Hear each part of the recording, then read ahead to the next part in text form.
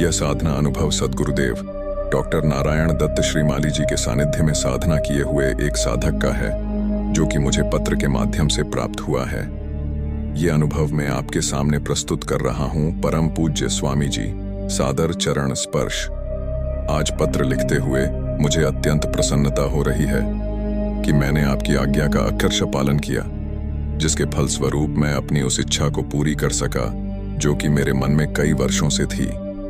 मैं गृहस्थ नहीं हूं और न जीवन में गृहस्थी बसाने की इच्छा ही रही। मेरा एक ही ध्येय था कि मैं काल ध्यान के बारे में साधना करूं। मैंने कहीं से यह सुना था कि कर्ण पिशाचिनी सिद्धि से काल ध्यान हो सकता है।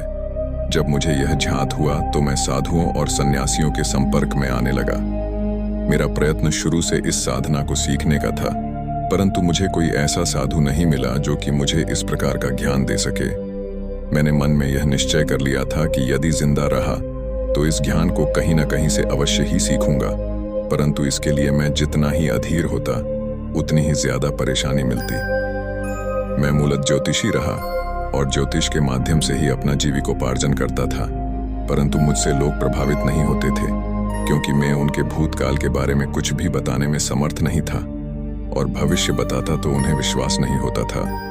इस प्रकार मैं एक असफल ज्योतिषी बनकर रह गया था। तभी मुझे एक साधु से आपके बारे में जानकारी मिली और मैंने आपके पास आने के लिए पत्र लिखा, परंतु जब मैंने पत्र में इस प्रकार की साधना सीखने की इच्छा प्रकट की तो आपने मुझे अपने सचिव के द्वारा मना लिखवा दिया।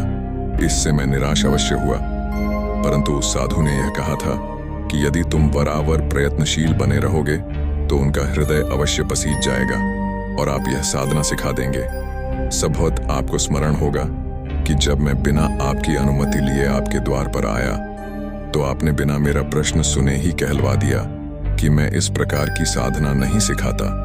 आपके नौकर के द्वारा जब यह झात हुआ तो मैं आश्चर्यचकित रह गया कि जब मैं श्रीमाली जी से मिला ही नहीं हूं तो उन्हें मेरे बारे में कैसे पता चल गया कि मैं कौन हूं और किस उद्देश्य से यहां आया हूं। आपने स्पष्ट कहलवाया था कि मैं इस प्रकार की कर्ण पिशाचिनी जैसी वाम मार्गी साधना नहीं सिखाता। मैं निराश होकर धर्मशाला लौट आया। नित्य आपके द्वार पर आता और नित्य मुझे ऐसा ही जवाब सुनने को मिलता। मुझे याद है कि 16वें दिन आपसे भेंट हो सकी तो आपने मेरा नाम लेकर कहा कि व्यर्थ में यहाँ समय बर्बाद कर रहे हो। मैंने वाम मार्गी साधना सिखाना बंद कर दिया है और तुम्हारी इच्छा कर्ण पिशाचिनी के अलावा और कोई साधना सीखने की नहीं है, इसलिए मैं तुम्हें यह साधना नहीं सिखा सकूंगा। मेरी आंखों में आंसू आ गए थे। मैंने अपनी व्यथा आपके सामने रख दी थी कि मैं किस प्रकार एक सामान्य ज्योतिषी बनकर भूखा मर रहा हूं। लोगों का मुझ पर विश्वास ही नहीं रहा है और ब्राह्मण युवक होते हुए भी मैं भिखारीवत जीवन व्यतीत कर रहा हूं। मेरे शब्दों को सुनकर आपका झुकाव किंचित मेरी तरफ हुआ, पर फिर भी आपने मुझे टालना ही चाहा और इस उद्देश्य से आपने मुझे कहा कि आज की रात श्मशान में बिताकर आवो तो कल बात करूंगा। आपने ये सोच लिया था कि न तो मैं सारी रात श्मशान में रह सकूंगा और न आपको इस संबंध में बाध्य कर सकूंगा, पर मेरे मस्तिष्क में तो एक ही धुन थी कि मैं इसी साधना को सीखूंगा और कहीं से भी मुझे इस प्रकार की साधना सीखने को मिलेगी तो मैं इसे प्राप्त करूंगा। उस दिन मैं शाम को ही श्मशान में चला गया था और सारी रात श्मशान के मध्य में बैठा रहा। यद्यपि वह रात कितनी अधिक डरावनी और रोमांचकारी थी, परंतु फिर भी आपकी कृपा से मैं सारी रात श्मशान में बिता सका। सुबह जब स्नान आदि कर प्रातः 11 बजे के लगभग आपकी सेवा में उपस्थित हुआ तो आपने 2 क्षण आंखें बंद कर कुछ सोचा और फिर आंखें खोलकर पूछा कि श्मशान में रात बिता आए। मैंने हाँ कहा। इस पर आप किंचित परेशान हो गए। मैंने सोचा कि आपके द्वार से खाली हाथ ही नहीं जाऊंगा, पर मेरा मन कह रहा था कि यदि यहाँ से खाली हाथ चले गए तो अन्य कहीं पर भी इस प्रकार की विद्या सहज ही प्राप्त नहीं हो सकेगी। इस प्रकार 10-4 दिन और बीत गए।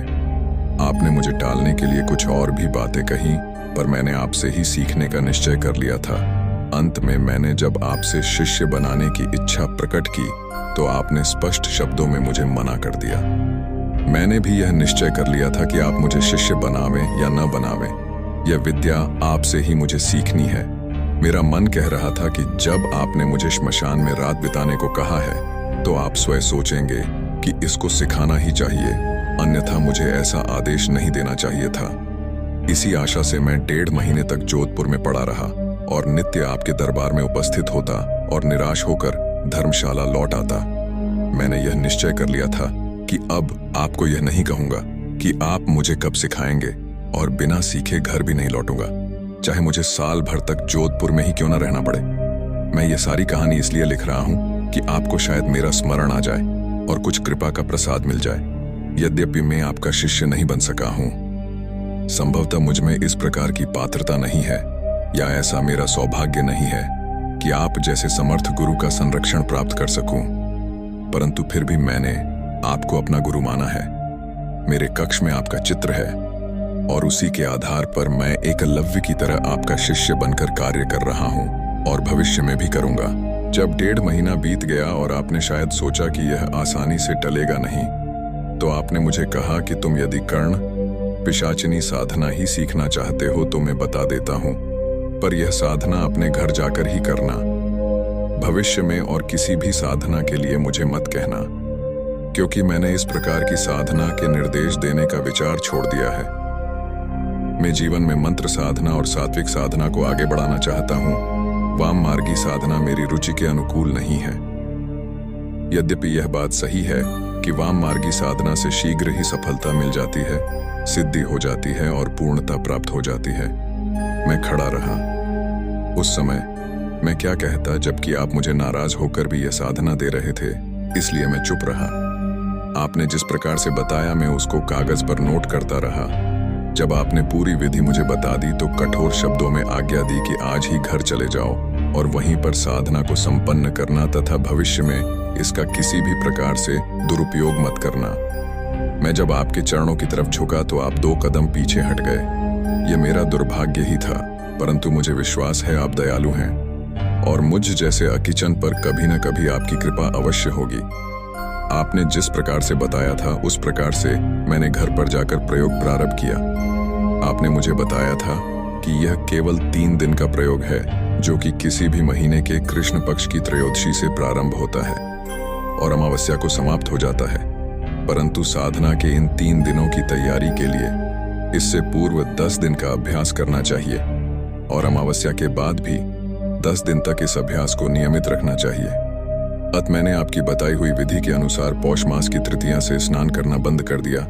न तो मैं दातून करता था, न जीभ या दांत साफ करता, न स्नान करता और न अपने कपड़े बदलता। आपने मुझे ऐसी स्थिति में बाहर के कार्य करते रहने को कहा था। अत मैं छोटा मोटा ज्योतिष का कार्य भी करता रहा, परंतु लोग मेरे उलझे हुए बाल, पीला और सुस्त चेहरा तथा बिना स्नान किए हुए शरीर को देखकर आश्चर्य करते थे।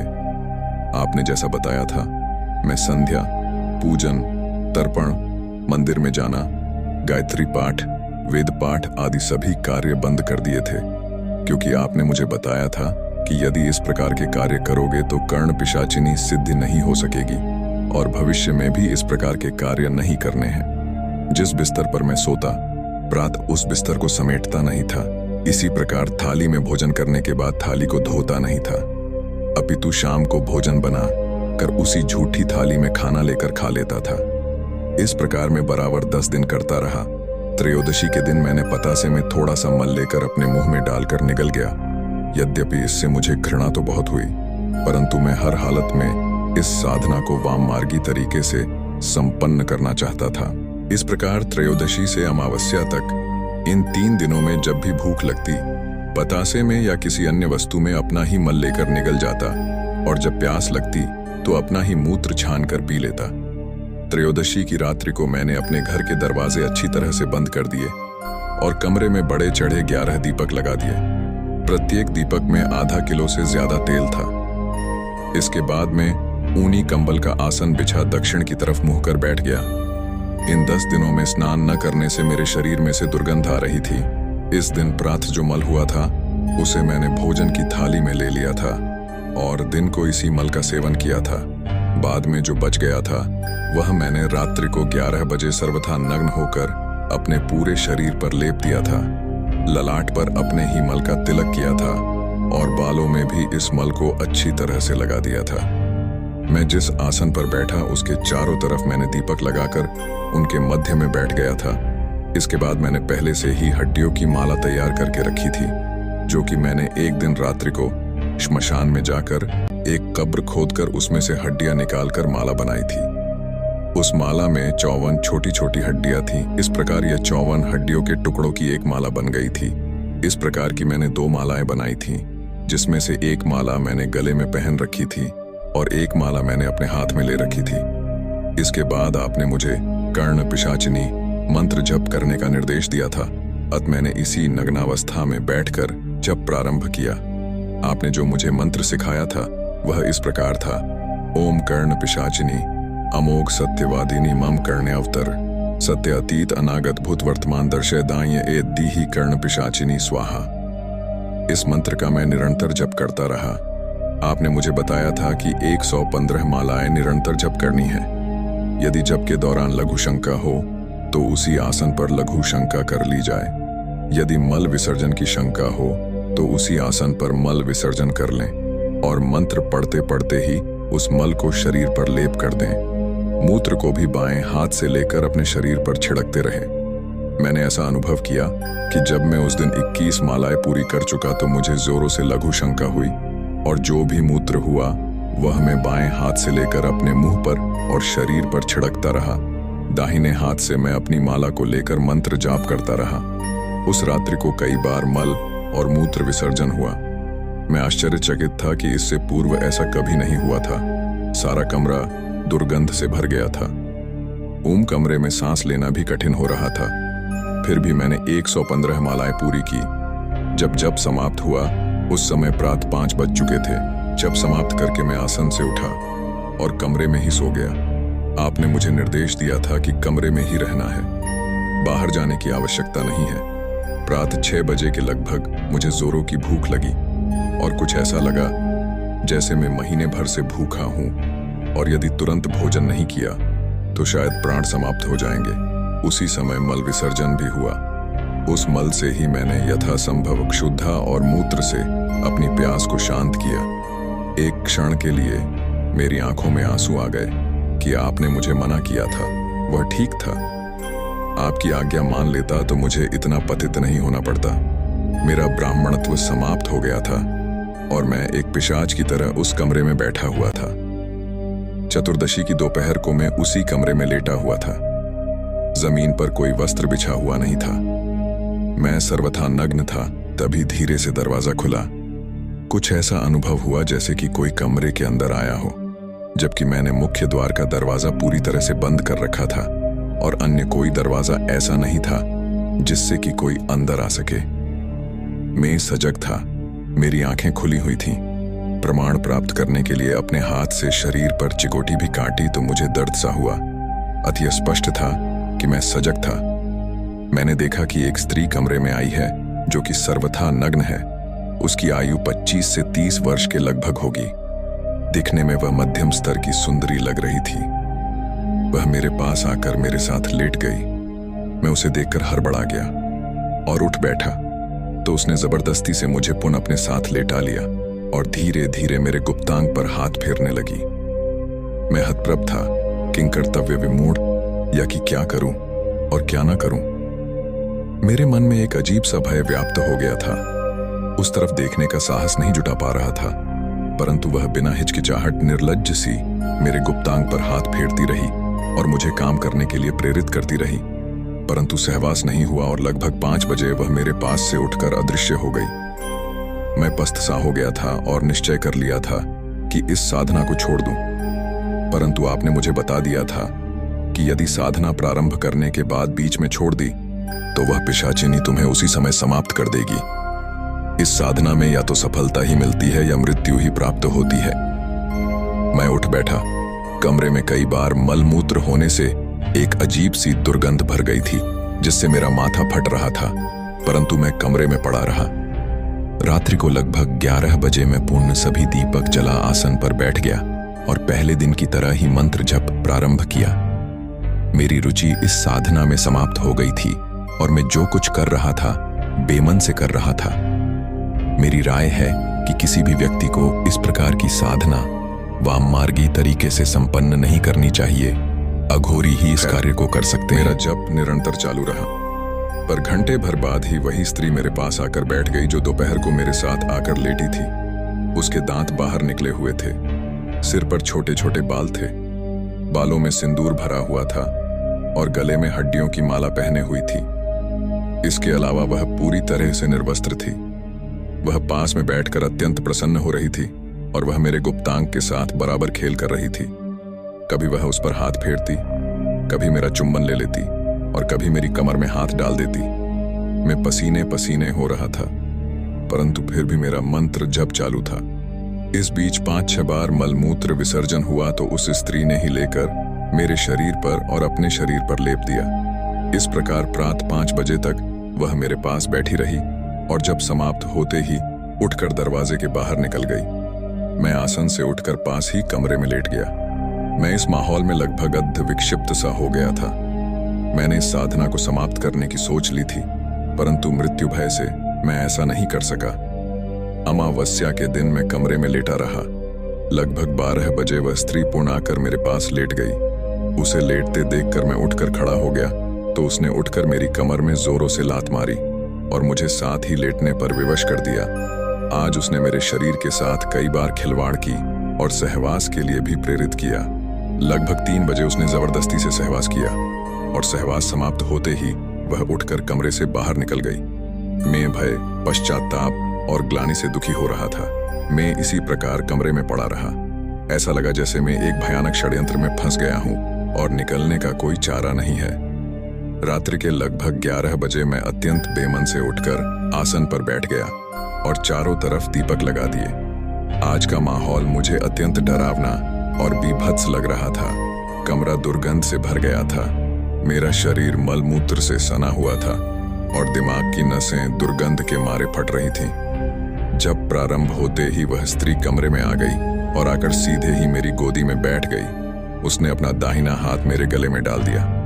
मैं चुपचाप मंत्र जप करता रहा और वह वहीं पर मल विसर्जन करती रही और वह अपने हाथ से अपने मल और मूत्र को मेरे शरीर पर लेपती रही। रात्रि के लगभग 5 बजे वह गोदी से अलग हुई और मेरे सामने नग्नावस्था में बैठ गई। जब समाप्त हुआ तो वह हड्डियों की माला पास में रख दी। उसने कहा, मैं ही तुम्हारी प्रियतमा हूं और अब जिंदगी भर तुम्हारे साथ रहूंगी और तुम्हारा कार्य करूंगी, पर यदि तुमने मुझे कभी छोड़ना चाहा तो मैं तुम्हें समाप्त कर दूंगी। ऐसा कहते कहते उसने अपने गले में जो हड्डियों की माला पहने हुए थी वह मेरे गले में पहना दी और मेरे गले में जो हड्डियों की माला थी वह निकालकर अपने गले में डाल ली और नववधू की तरह मुस्कुराने लगी। मैं चुप रहा तो उसने कहा, शर्माने की जरूरत नहीं है, तुमने मुझे सिद्ध किया है, तो अब मैं जीवन भर तुम्हारे साथ रहूंगी ही और जब भी मुझे सहवास की इच्छा होगी तो तुम्हारे पास आऊंगी और तुम्हें मेरी इच्छा पूरी करनी पड़ेगी। तुम जो कुछ भी प्रश्न पूछोगे तुम्हारे कान में मैं कह दूंगी, मगर मेरे बारे में अन्य किसी को कहा तो तुम्हारा गला घोंट दूंगी। साथ ही मुझसे पिंड छुड़ाना चाहा तो तुम्हें मारकर मुझे प्रसन्नता ही होगी। ऐसा कहकर वह मेरा चुंबन लेती हुई कमरे से बाहर निकल गई। काश मैं इस प्रकार की साधना न करता तो ज्यादा अच्छा रहता, पर अब मैं इस साधना को कर चुका था, अतः मैं पीछे भी नहीं हट सकता था। आपने तो मुझे बहुत मना किया था, परंतु यह दंड मेरी जिद के कारण ही मुझे भोगना पड़ रहा है। आपने जो विधि बताई थी उसके अनुसार मैंने प्रतिपदा को प्रातः उठकर स्नान किया, परंतु दांतों को साफ नहीं किया। दीपक उठाकर घर के बाहर दक्षिण की तरफ जमीन में गाड़ दिए और उन दीपकों के साथ ही उस हड्डियों की माला को भी जमीन में गाड़ दिया। इसके बाद पूरे कमरे को साफ किया और शुद्ध जल से 2-3 बार धोया। फिर मैंने पुण्य स्नान कर कपड़े धारण कर लिए। इस प्रकार प्रतिपदा से 10वीं तक मैं घर में ही रहा, बाहर नहीं निकला। पर प्रतिपदा के बाद 10वीं तक पुण्य स्नान नहीं किया और न कपड़े ही बदले। साथ ही मैं भूख लगने पर नित्य थोड़ा थोड़ा मल लेता रहा। प्यास लगने पर अपना ही मूत्र पी लेता था। शुक्ल पक्ष की 10वीं को यह अनुष्ठान समाप्त हुआ और एकादशी को मैंने पुण्य स्नान किया। साबुन लगाकर भली प्रकार से शरीर को साफ किया, कपड़े भी बदले और दांतों को तथा जीभ को भी साफ किया। उसने जो मुझे हड्डियों की माला पहनाई थी वह मैंने अपने गले में पहने रखी।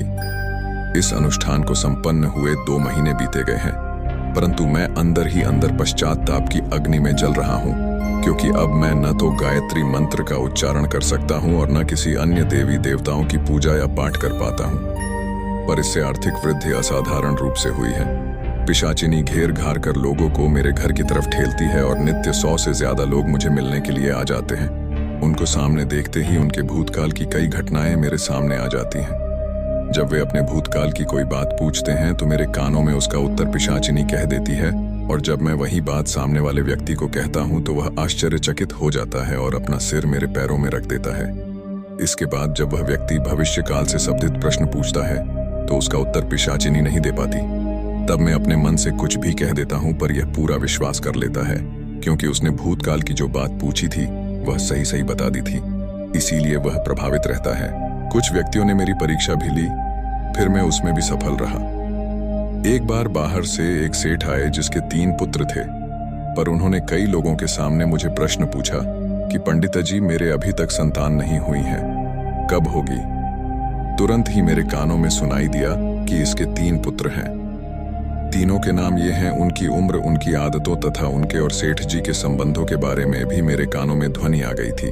मैंने जब ये बातें उस सेठ को एक विशेष मुद्रा बनाकर कही तो वह आश्चर्यचकित रह गया और मुझे संसार का सर्वश्रेष्ठ भविष्यवक्ता मान बैठा और सबके सामने मेरे चरणों में सिर रख 5000 रुपये भेंट कर दिए।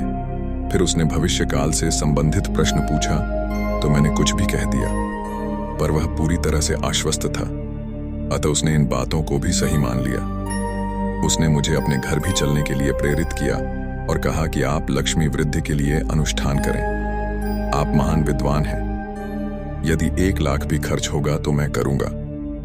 मैंने हाँ भर ली। यद्यपि मुझे अनुष्ठान नहीं बताया है, परंतु वह मुझसे प्रभावित है और मेरे कहने पर वह खर्च करने को तैयार है। इस प्रकार नित्य 3-4 हजार की आय हो गई है। आर्थिक दृष्टि से संपन्नता बढ़ती जा रही है, परंतु मैं अंदर ही अंदर खोखला होता जा रहा हूं। मेरे जीवन की सारी खुशियां छिन गई हैं। वह पिशाचिनी 15-20 दिनों के बाद रात्रि को आती है और जबरदस्ती से मेरे साथ सहवास करके चली आती है। मुझे ऐसा लग रहा है कि मैं इससे पिंड नहीं छुड़ा पाऊंगा। मैं संसार की दृष्टि से सफल हूं, संपन्न हूं, विद्वान और त्रिकालदर्शी हूं। बड़े से बड़ा सेठ मेरे सामने गिड़गिड़ाता है, इससे मेरे अहं की तुष्टि होती है, परंतु फिर भी मैं मन से प्रसन्न नहीं हूं। चित्त में शांति नहीं है और जीवन में किसी प्रकार का उमंग या उत्साह नहीं रह गया है। मैं समझ गया कि आपने मुझे शिष्य क्यों नहीं बनाया, आपने मुझे क्यों फटकारा था, इस साधना को करने के लिए बार बार क्यों मना किया था, यह अब मेरी समझ में आया है।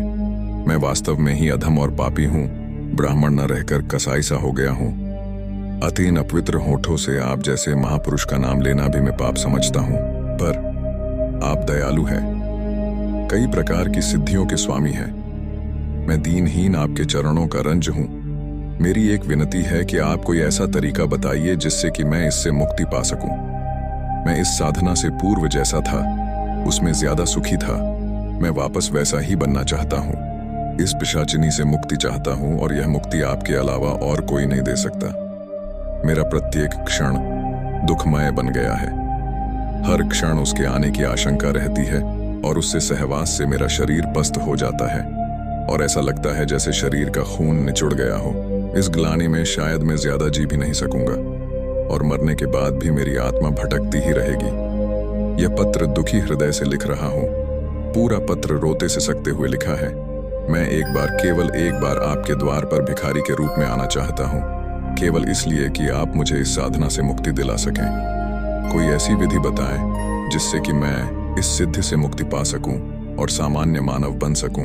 मैं आपका कोई हित नहीं कर सका हूं, मैं किसी भी योग्य नहीं हूं, मैं आपका शिष्य कहलाने के काबिल नहीं हूं, पर फिर भी आपका हूं और आप शिष्यों पर कृपा करने वाले हैं। इससे भी ज्यादा आप में मानवता है, दया है, शक्ति है और ऐसी सिद्धियां हैं जिससे आप मुझे वापस मानव बना सकते हैं।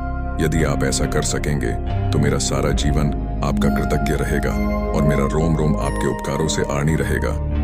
अकिचन, मधुसूदन शर्मा।